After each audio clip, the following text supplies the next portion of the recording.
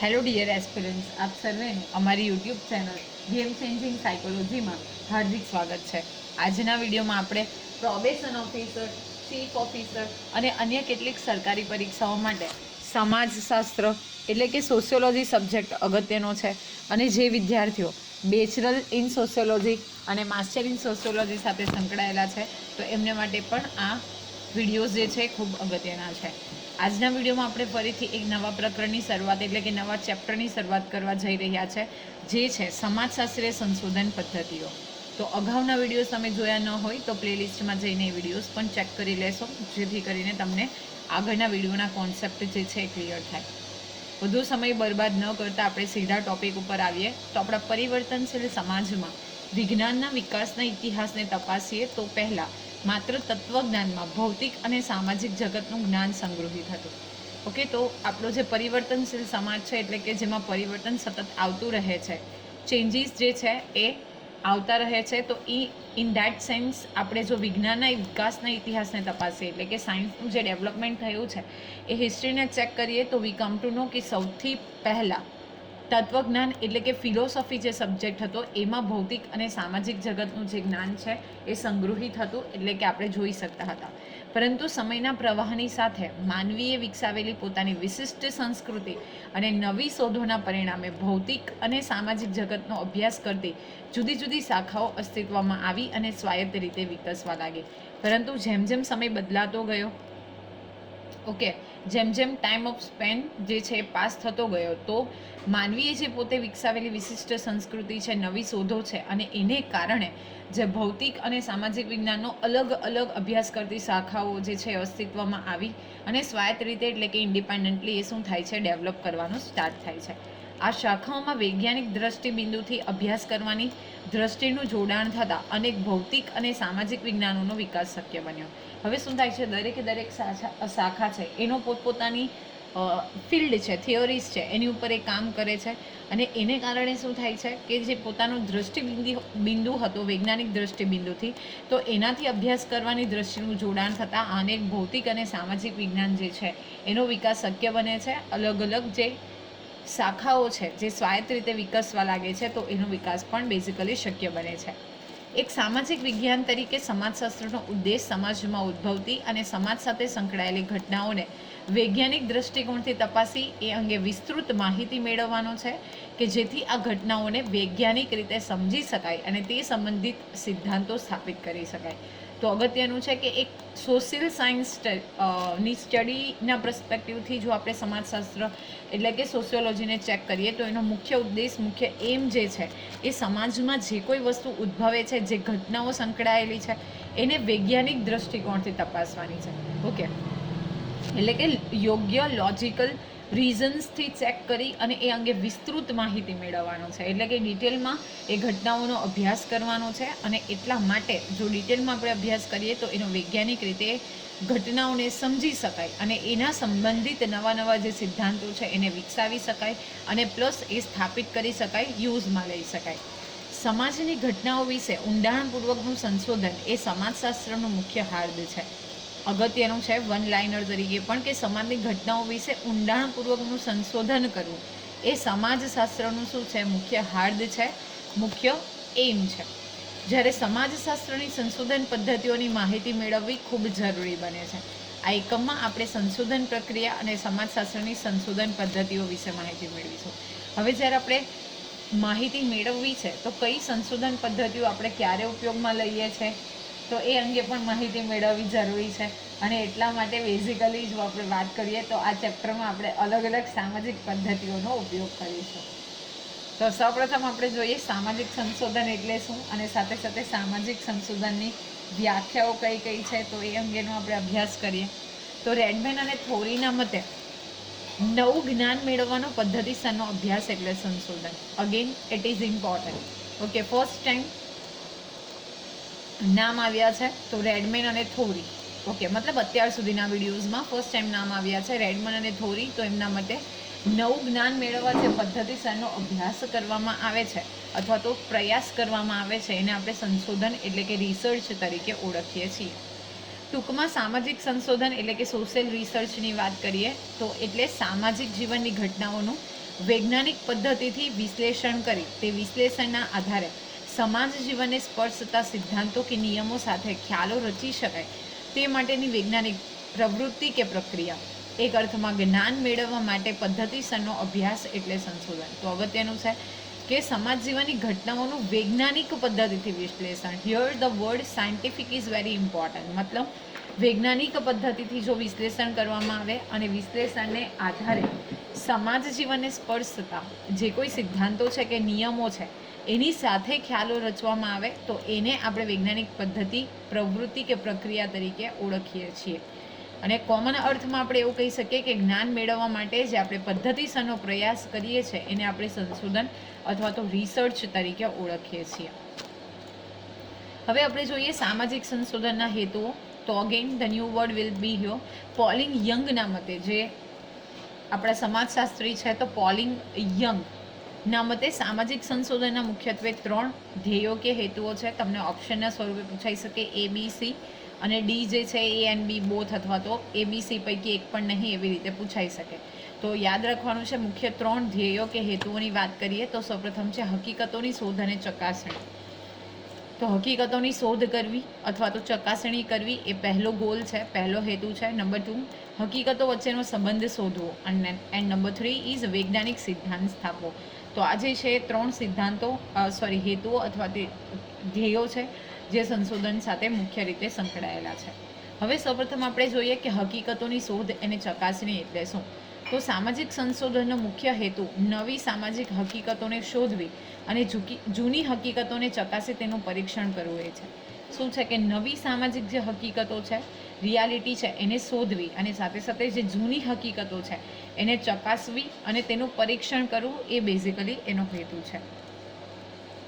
સંશોધનમાં જ્યારે નિરીક્ષણ કરવામાં આવે છે ત્યારે એવું માનીને નિરીક્ષણ કરવામાં આવે છે કે કોઈ પણ હકીકત એકબીજા સાથે જોડાયેલ હોય છે. તો અગત્યનું છે કે જ્યારે કોઈ નિરીક્ષણ કરવામાં આવે એટલે કે ઓબ્ઝર્વેશન કરવામાં આવે તો ત્યારે એવું માનવામાં આવે છે, એટલે કે એવી હાઇપોથેસિસ જે છે એ કલ્પિત કરવામાં આવે છે કે અથવા તો નિરીક્ષણ કરવામાં આવે છે કે કોઈ પણ હકીકત છે એ બીજી હકીકત એટલે કે એકબીજા સાથે જોડાયેલી છે. ઓકે, તો આવી એક હાઇપોથેસિસ કરવામાં આવે છે કે કોઈ પણ હકીકત છે એ બીજા સાથે જોડાયેલી હોય છે. આ હકીકતો એકબીજાથી અલગ હોતી નથી. જો એક સામાજિક હકીકત અન્ય સામાજિક હકીકત સાથે સંબંધિત હોય તો જ તે અર્થપૂર્ણ બને છે. હવે જે હકીકતો છે એકબીજા સાથે જોડાયેલી છે એવું આપણે પ્રેડિક્શન, એવી હાઇપોથેસિસ બનાવીએ છીએ તો જે હકીકતો છે એ એકબીજાથી અલગ નથી હોતી અને જો અલગ હોય તો આપણે જે અર્થપૂર્ણ મિનિંગ જે છે એ નથી કરી શકતા. એટલે કે સામાજિક હકીકત શું છે, સંબંધિત હોય એકબીજા સાથે તો જ એ અર્થપૂર્ણ એટલે કે મિનિંગફુલ બને છે. એટલે આપણે એવું કહી શકીએ કે સામાજિક સંશોધનમાં હકીકતો પાછળ છુપાયેલા રહસ્યને શોધવાનો પ્રયાસ થાય છે.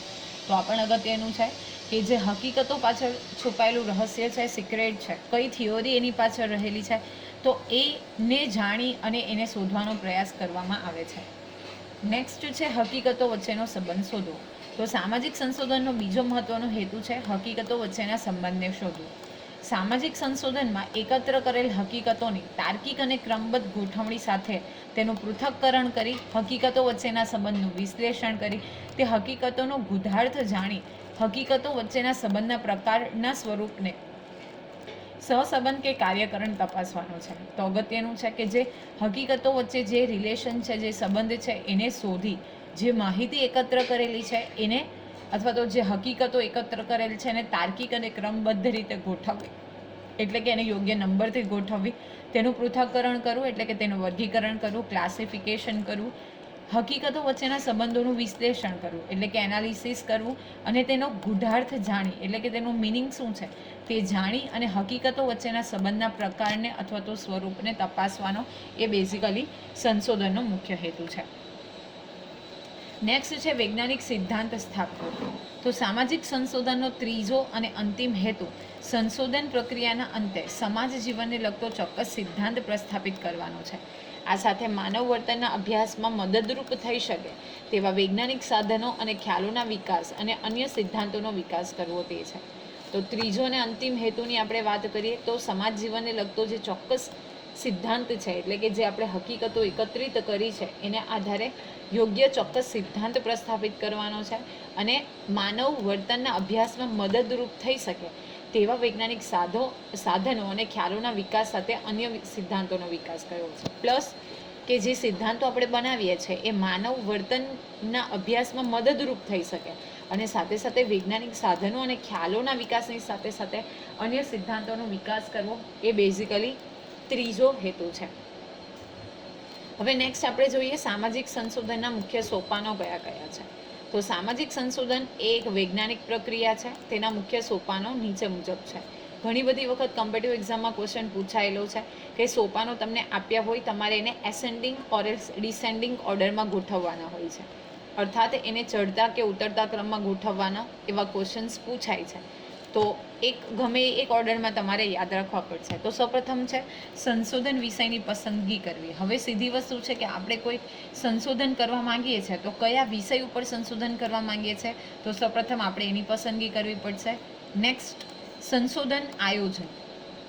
થર્ડ નંબર ઉત્કલ્પનાનું નિર્માણ એટલે કે હાઇપોથેસિસ ક્રિએટ કરવી. નેક્સ્ટ છે માહિતી એકત્રકરણની પ્રયુક્તિની પસંદગી. તમે કઈ મેથડથી માહિતીનું એકત્રીકરણ કરશો તો એ. પછી છે માહિતીનું એકત્રીકરણ. નેક્સ્ટ માહિતીનું વર્ગીકરણ અને પૃથક્કરણ. અને નેક્સ્ટ સંશોધનના તારણો અને સામાન્યીકરણ એટલે કે સંશોધનનો અહેવાલ રજૂ કર્યો. તો સૌપ્રથમ આપણે ડિટેલથી સમજવાની કોશિશ કરીએ વિષય પસંદગી. તો સંશોધકે એટલે કે સંશોધન કરનારે જુદા જુદા સંશોધન ક્ષેત્રે સર્વાંગી દ્રષ્ટિએ એટલે કે 360 ડાયમેન્શનથી હરેક એંગલથી વિચારણા કરી તે સંશોધન પૈકી કોઈ એક વિષયની પસંદગી ચોકસાઈપૂર્ણ રીતે કરવી એ વૈજ્ઞાનિક સંશોધનનું પ્રથમ સોપાન છે. હવે અલગ અલગ ક્ષેત્ર વિશે આપણે શું કરવાનું છે, બધા એંગલથી વિચારણા કરવાની છે અને કોઈ એક ચોક્કસ અને ચોકસાઈપૂર્ણ રીતે આપણે એક વિષયનું શું કરવાનું છે, વિષયની પસંદગી કરવાની છે. કોઈપણ સંશોધન કાર્યના પ્રારંભ માટે વિષયની પસંદગી કરવી એ અતિ આવશ્યક બાબત છે, કેમ કે વિષય પસંદગી વગર સંશોધન શક્ય બનતું નથી. ઓકે, વિષયની પસંદગી જ આપણે ન કરી હોય તો કયા બેઝ ઉપર આપણે રિસર્ચ કરીએ, તો ધેટ ઇઝ નોટ પોસિબલ. એટલે this is very important factor. For example અહીંયા આપેલું છે ગુજરાતમાં સ્ત્રી પુરુષ જાતિ પ્રમાણેની સમસ્યા. તો કોઈ પણ વિષયની પહેલાં પસંદગી કરવી પડશે અને એને આધારે આપણે શું કરી શકીએ, પ્રોપર વેથી વિષયની પસંદગી કરી અને પછી સંશોધન કરી શકીએ. નેક્સ્ટ છે સંશોધનનું આયોજન. સંશોધકે વૈજ્ઞાનિક પદ્ધતિથી સંશોધન કરવું હોય તો તેના માટે આગવું આયોજન હોવું જોઈએ, એટલે કે પ્રી પ્લાનિંગ હોવું જોઈએ. આયોજન એ સંશોધકને સંશોધનની દિશા નક્કી કરી આપતું તાર્કિક અને આયોજિત સાધન છે. એક લોજિકલી આપણને ચોક્કસ દિશા બતાવે છે કે આપણે કયા દિશામાં કઈ રીતે જે સંશોધન કાર્ય છે એને આગળ વધારવાનું છે. જો કે સામાજિક ઘટનાઓની જટિલતાને કારણે ચોક્કસ અને ચુસ્ત આયોજન ભાગ્યે જ શક્ય બને છે, કેમ કે સંશોધન કાર્ય જેમ જેમ આગળ વધે છે તેમ તેમ નિયત આયોજનમાં કેટલાક ફેરફારો કરવાની આવશ્યકતા પણ ઊભી થાય છે. ઓફકોર્સ બની શકે કે જેમ જેમ આપણે સંશોધન કાર્યમાં આગળ વધતા જઈએ છીએ તેમ તેમ આપણને ખબર પડે છે કે જે આયોજન કરેલું છે એમાં કેટલીક હદે જે ચેન્જીસ છે એ ચેન્જીસ કરવા પડે છે, પરંતુ ઇન શોર્ટ આપણે એવું કહી શકીએ કે આપણને માહિતી અને યોગ્ય દિશા નક્કી કરી આપે છે. આથી એમ કહી શકાય કે સંશોધન પૂર્વે કરવામાં આવતું આયોજન એ માત્ર કામ ચલાવ અને સંશોધકને માત્ર દિશા નિર્દેશ કરવાનું કાર્ય કરે છે. અગત્યનું છે. શા માટે? કારણ કે આપણે હમણાં ડિસ્કશન કરી કે ઘણી વખત સામાજિક ઘટનાઓની જે જટિલતા છે એને આધારે ચોક્કસ ચુસ્ત આયોજન શક્ય નથી બનતું અને કેટલાક આયોજનો આપણે એમાં ચેન્જીસ કરવા પડે છે. એટલે એ શું છે, તો એક કામ ચલાવ એટલે કે ટેમ્પરરી બેઝ ઉપર આપણે કરેલું પ્લાનિંગ છે જે માત્ર ને માત્ર સંશોધકને શું કરે છે, દિશા નિર્દેશ કરે છે કે એને કયા ડિરેક્શનમાં આગળ સંશોધન કરવાનું છે. આથી સંશોધનનું આયોજન કરતી વખતે સંશોધકે કેટલાક મહત્ત્વના નિર્ણયો લેવાના હોય છે. સંશોધકે ક્યારથી સંશોધન કાર્યનો આરંભ કરવો, સંશોધન ક્ષેત્રની સીમા નક્કી કરવી, માહિતી એકત્ર કરવા માટે કઈ પદ્ધતિ અપનાવવી જેવી બાબતોના નિર્ણયો સંશોધન આયોજનમાં મહત્ત્વપૂર્ણ ભૂમિકા ભજવે છે. ઓકે, પ્લસ સંશોધકે ક્યારથી સંશોધન કાર્ય સ્ટાર્ટ કરવું, એના ક્ષેત્રની એટલે કે સંશોધનનું જે ક્ષેત્ર છે એની મર્યાદા નક્કી કરવી, માહિતી એકત્ર કરવા માટે કઈ પદ્ધતિ અપનાવશે, આ બધી વસ્તુ જે છે એ સંશોધનના આયોજન માટે એટલે કે સંશોધન આયોજન આ બધી વસ્તુ માટે અગત્યનો ભાગ ભજવે છે. નેક્સ્ટ નંબર 3 ઇઝ ઉત્કલ્પનાનું નિર્માણ એટલે કે હાઇપોથેસિસ બનાવવી. તો ઉત્કલ્પનાનું નિર્માણ એ સંશોધન પ્રક્રિયાની પાયાની અગત્યની મહત્વની બાબત છે. જો કે બધા જ વિદ્વાનો ઉત્કલ્પનાના નિર્માણને સંશોધનના સ્વતંત્ર સોપાન તરીકે લેખતા નથી. ઉત્કલ્પના એ વાસ્તવિક ઘટનાના તથ્યો કે હકીકતો વચ્ચેના સહસંબંધ અંગેનું માત્ર કામચલાઉ ધારેલું વિધાન છે જેની ચકાસણી કરવાની બાકી હોય છે. તો વોટ ઇઝ હાઇપોથેસિસ યા તો ઉત્કલ્પના શું છે?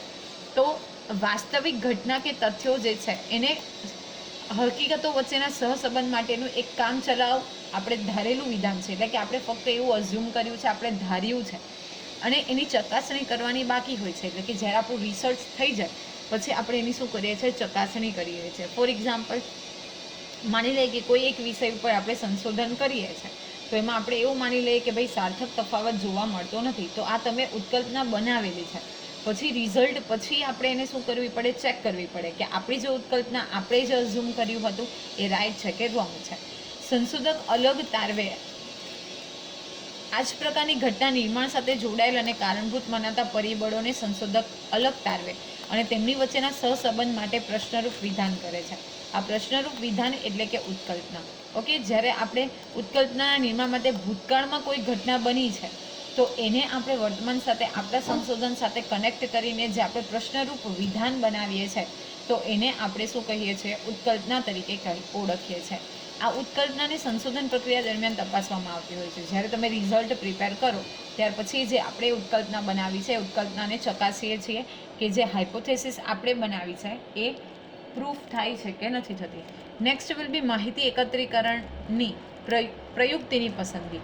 તો સંશોધનનું આ અતિ મહત્વનું સોપાન છે. આ પ્રયુક્તિઓ દ્વારા જ સંશોધકે પોતાના સંશોધન પ્રશ્ન વિશેની માહિતી એકત્ર કરવાની હોય છે અને એકત્રિત કરેલ માહિતીના આધારે જ ઉત્કલ્પનાની ચકાસણી કરવાની હોય છે. ઓકે, શું કરવામાં આવે છે કે આપણો જે સંશોધનનો પ્રશ્ન છે, વિષય છે, એ અંગે આપણે માહિતી એકત્ર કરીશું અને જે માહિતી એકત્રિત કરી છે તો એને આધારે આપણે શું કરીશું? જે ઉત્કલ્પના બનાવી છે તો એની ચકાસણી કરીશું. ઉત્કલ્પનાની ચકાસણી માટે ચોક્કસ આધારભૂત અને વિશ્વસનીય માહિતી પ્રાપ્ત થાય એ ખૂબ જરૂરી છે. આ માટે સંશોધકે પોતાના અભ્યાસ ક્ષેત્ર, માહિતીના સ્ત્રોત, માહિતીનું સ્વરૂપ અને કદને ધ્યાનમાં રાખીને કઈ કઈ પદ્ધતિનો ઉપયોગ કરવાનો છે તો એની માહિતી આપેલી છે. નિરીક્ષણ, મુલાકાત, નિરીક્ષણ એટલે કે ઓબ્ઝર્વેશન, મુલાકાત એટલે કે ઇન્ટરવ્યૂ, પ્રશ્નાવલી એટલે કે ક્વેશ્ચનરી, અનુસૂચિ જેવી માહિતી એકત્રીકરણની પ્રયુક્તિમાંથી કાળજીપૂર્વક રીતે જરૂરિયાત મુજબની પ્રયુક્તિ પસંદ કરવાની હોય છે. ઓકે, તો સૌપ્રથમ તો આપણું માહિતીનું અભ્યાસ ક્ષેત્ર કેટલું છે, એને આધારે આપણે માહિતીનું સ્વરૂપ કયું છે, કયું કેટલું કદ એટલે કે કેટલા તમારે સેમ્પલની જરૂર છે, તો એને આધારે યોગ્ય જે મેથડ છે એને પસંદ કરવાની હોય છે. દાખલા તરીકે ગુજરાતમાં સ્ત્રી પુરુષ જાતિ પ્રમાણ અંગેના સંશોધન માટે માહિતી એકત્રીકરણ માટે કઈ પ્રયુક્તિઓ પસંદ કરવી તે નક્કી કરવું પડે. આપણે જોયું કે આપણો ફોર એક્ઝામ્પલ વિષય છે તો એના આધારે તમે ક્વેશ્ચનરી કરશો તો questionnaire will be the better one here. Okay, તો જે આપણો સબ્જેક્ટ છે તો એને આધારે આપણે યોગ્ય માહિતી એકત્રિતકરણની પ્રયુક્તિ જે છે એટલે કે મેથડ છે એની પણ પસંદગી કરવાની હોય છે. નેક્સ્ટ છે માહિતીનું એકત્રીકરણ કરવું એટલે કે કલેક્શન ઓફ ડેટા યા તો ડેટા કલેક્શન. તો સંશોધકે નિર્માણ કરેલી સંશોધન માટેની ઉત્કલ્પનાની ચકાસણી માટે અભ્યાસ હેઠળની ઘટના વિશે માહિતી એકત્રિત કરવી જરૂરી બને છે. જ્યાં સુધી ઉત્કલ્પનાની ચકાસણી કરવામાં ન આવે ત્યાં સુધી વિજ્ઞાન તેની યથાર્થતાને સ્વીકારતું નથી. ઓકે, જ્યારે આપણે માહિતી એકત્રિત કરીએ છીએ અને ઉત્કલ્પનાની ચકાસણી કરવામાં ન આવે એટલે કે જ્યાં સુધી આપણે પ્રૂફ નથી કરી દેતા ત્યાં સુધી એ યથાર્થતા સ્વીકારાતી નથી અને વિજ્ઞાન પણ આ બાબતમાં બિલીફ કરે છે. ચોક્કસ માહિતીના આધારે સંશોધકે ઉત્કલ્પનાની યથાર્થતા સિદ્ધ કરવાની હોય છે. તેનો આધાર સંશોધકે પસંદ કરેલ માહિતી એકત્રીકરણની પ્રયુક્તિનો ઉપયોગ કરી તટસ્થ રહી અને માહિતી પ્રાપ્ત કરવા પર હોય છે. સંશોધકનો પૂર્વગ્રહ સંશોધનમાં હાનિ કરતા નીવડે છે. ઓકે, તો આપણે જે પ્રયુક્તિઓનો ઉપયોગ કરીને માહિતી એકત્રીકરણ કરી છે એમાં તટસ્થ છે એટલે કે બાયસનેસ કર્યા વગર માહિતી પ્રાપ્ત કરવાની છે. પ્લસ જો કોઈ આપણો પ્રેજ્યુડાઇઝ હોય, પૂર્વગ્રહ હોય, ઓકે, તો આ વસ્તુ જે સંશોધક છે એને માટે હાનિ કરતા નીવડે છે. નેક્સ્ટ છે માહિતીનું વર્ગીકરણ અને પૃથક્કરણ. તો સંશોધકે વિવિધ પ્રયુક્તિથી એકત્રિત કરેલ એટલે વિવિધ મેથડથી એકત્રિત કરેલ માહિતીને અર્થપૂર્ણ બનાવવી હોય તો સંશોધક દ્વારા જે માહિતી મેળવવામાં આવે તેને તાર્કિક સંબંધને આધારે પરસ્પર જોડવામાં આવે છે. આ માટે આવશ્યક છે મેળવેલ માહિતીનું વર્ગીકરણ અને પૃથક્કરણ. હવે આપણે જે માહિતી મેળવી છે તો એનું યોગ્ય રીતે વર્ગીકરણ અને પૃથક્કરણ કરી અને તાર્કિક સંબંધને આધારે આપણે પરસ્પર માહિતી મેળવવી અને એકબીજાને કનેક્ટ કરવામાં આવે છે. માહિતીનું વર્ગીકરણ અને પૃથક્કરણ માહિતીના સંબંધને જાણવા માટે પણ એટલું જરૂરી છે. કોઈ પણ છૂટી છવાઈ માહિતીના આધારે કોઈ વૈજ્ઞાનિક સિદ્ધાંત કે તારણ નિષ્પન્ન કરી શકાય નહીં. ઓકે, તો ચોક્કસ માહિતીનું વર્ગીકરણ અને પૃથક્કરણ કરી અને પછી જ આપણે યોગ્ય સિદ્ધાંત અથવા તો તારણ જે છે એ કરી શકીએ, નિષ્પન્ન કરી શકીએ. જો છૂટી છવાઈ માહિતી હોય તો એના ઉપરથી આપણે પ્રોપર માહિતી મેળવી શકીએ નહીં. આથી સંશોધકે માહિતીમાં સમાનતા અને વિભિન્નતાને આધારે વર્ગીકરણ જરૂરી બને છે. દાખલા તરીકે આપણે જે વાત કરી એ મુદ્દામાં જાતિ, ધર્મ, વૈવાહિક દરજ્જો, જ્ઞાતિ વગેરે જેવી બાબતોનું વર્ણન કરી શકાય. તો ડિપેન્ડ ઓન યોર ટોપિક કે કયા કયા આધારે તમે એનું જે વર્ગીકરણ છે એ કરી શકો. નેક્સ્ટ છે સંશોધનના તારણો અને સામાન્યકરણ એટલે કે અહેવાલ લેખન. તો સંશોધન કાર્યનું આ અંતિમ સોપાન છે. સંશોધક મેળવેલ માહિતીના વર્ગીકરણને આધારે જુદી જુદી હકીકતો વચ્ચેના સંબંધની સ્પષ્ટતા મેળવે છે અને તેના પરથી હકીકતો વિશે ચોકસાઈપૂર્વકના વિધાનો રજૂ કરે છે. ઓકે, શું કરે છે કે વિવિધ માહિતીના વર્ગીકરણને આધારે હકીકતો અને સંબંધો વચ્ચેની સ્પષ્ટતા, કઈ હકીકત છે અને કઈ વાસ્તવિકતા છે, તો અંગેની સ્પષ્ટતા મેળવે છે અને પછી એ ચોકસાઈપૂર્વક એટલે કે પ્રોપરલી જે વિધાનો છે એ રજૂ કરે છે. અને આ વિધાન એટલે કે તારણ, એટલે કે આપણે જે સંશોધન કર્યું છે એનું કન્ક્લુઝન શું છે, એનું તારણ શું છે એ. આવા તારણોની રજૂઆત જેમાં કરવામાં આવે એને આપણે સંશોધન અહેવાલ લેખન તરીકે ઓળખીએ છીએ. સંશોધક કોઈ પણ ઘટના વિશે સંશોધન કરીને તે તારણો રજૂ કરે, એ તારણો એકમાત્ર ઘટનાને જ લાગુ પડતા હોય તેવું હોતું નથી, પરંતુ આ ઘટના અને તેને સમાન અન્ય તમામ ઘટનાઓ પણ ને પણ એટલા જ લાગુ પડતા હોય છે. આમ એક ઘટનાનો અભ્યાસ કરી તેને તારવવામાં આવેલા તારણો તે જ વર્ગની અન્ય ઘટનાઓને જ્યારે લાગુ પાડવામાં આવે તો એ પ્રક્રિયાને સામાન્યીકરણ કહે છે. તો આપણ અગત્યનું છે કે આપણે જે તારણો તારવેલા છે તો એવું જરૂરી નથી કે ફક્ત કોઈ એક જ ઘટનાને લાગુ પડે, એ જ તારણો બીજી અનેક ઘટનાઓને પણ લાગુ પડતા હોય છે. તો ત્યારે એનાથી જે સિમિલર વર્ગની ઘટનાઓને આપણે શું કરીએ કે એનો અભ્યાસ કરીને એને અલગ તારવીએ અને જે આપણા તારણો છે જો એને પણ લાગુ પડતા હોય તો એને આપણે સામાન્યીકરણ તરીકે ઓળખીએ છીએ.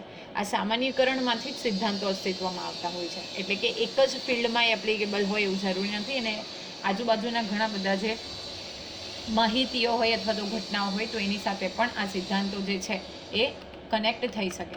તો બેઝિકલી આજના વિડીયોમાં આપણે સામાજિક સંશોધન એટલે શું, સામાજિક સંશોધનની વ્યાખ્યા, તેના હેતુઓ, ખાસ કરીને સોપાનો અગત્યના છે કે સંશોધન અને વિષયની પસંદગી, સંશોધન આયોજન, ઉત્કલ્પનાનું નિર્માણ, માહિતી એકત્રિત કરવાની પ્રયુક્તિની પસંદગી, માહિતીનું એકત્રીકરણ, માહિતીનું વર્ગીકરણ અને પૃથક્કરણ અને સંશોધનના તારણો અને સામાન્યીકરણ એટલે કે સંશોધન અહેવાલ. તો આશા રાખું કે તમને આ વિડીયોમાં સમજ પડી હશે અને વિડીયો પસંદ પડે તો વિડીયોને લાઇક કરી અને શેર કરવાનું ભૂલશો નહીં. અને આવા જ વધુ વિડીયોની અપડેટ્સ મેળવવા માટે even you can subscribe our YouTube channel game changing psychology. Thank you for watching the video. Have a nice day.